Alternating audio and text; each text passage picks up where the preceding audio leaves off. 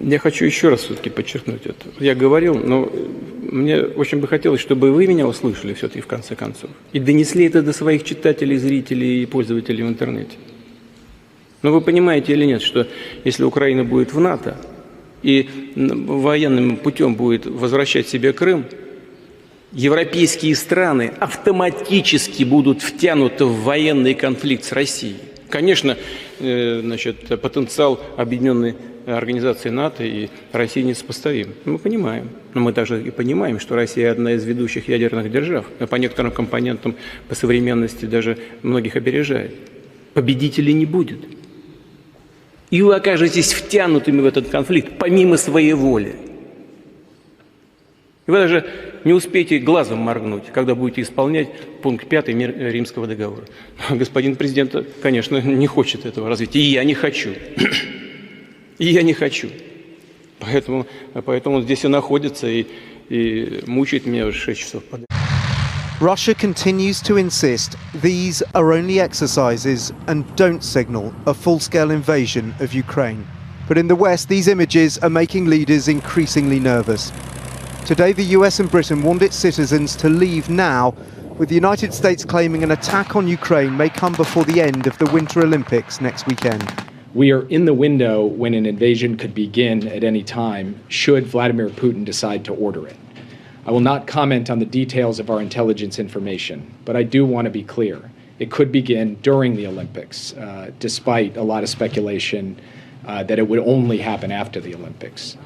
President Biden has also emphasized there'll be no evacuations if war breaks out. What scenarios would you put American troops to rescue and get Americans out? There's not. That's a world war. When Americans and Russians start shooting at one another, we're in a very different world than we've ever been in.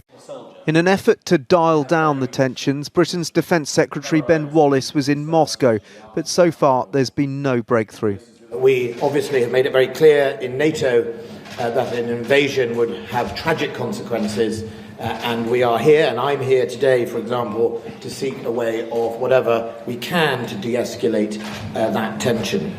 I heard clearly from the Russian government that they had no intention of invading Ukraine, and I also heard some of their concerns. In Kiev, more staff are being pulled out of the US embassy amid stark warnings to Americans.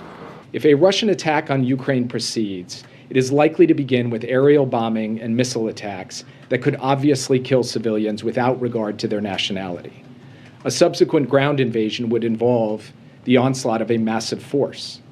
But not all are willing or able to leave. David Plaster has lived in Kiev for a decade. If it happens, it happens. I have a responsibility to my workers, my team, my community, to be here, and it's my life. I can't, if we run every time somebody tries to intimidate us, we'd be running our whole lives. The advice for all Americans to leave has tonight been echoed by the British government, which is now telling all of its citizens to get out of Ukraine as soon as possible, as Western intelligence briefings suggest a move by Russia may now be a matter of days away. Ukraine faces an agonising wait to see what President Putin has decided. Of Crimea, which Russia annexed 8 years ago, more firepower arrived today in the form of 2 landing ships. And while the might of the Russian Navy was gathering here, in the separatist territory Russia supports in eastern Ukraine, there were more signs of shifting positions. The leader of the Donetsk People's Republic telling me he could envisage a situation where Russian troops would move in. Are there any circumstances under which you would accept Russian troops in the DPR? If Ukraine starts an offensive and starts destroying our towns and villages and civilian population, Russia can take such a step. But if such a decision is made, it will be made by Russia itself. But I would not rule that out. Tonight, the world is watching these images and wondering, is this now a last-minute rehearsal for a war, which would be the biggest security challenge to Europe since 1945? Dan Rivers, News at 10, Kiev.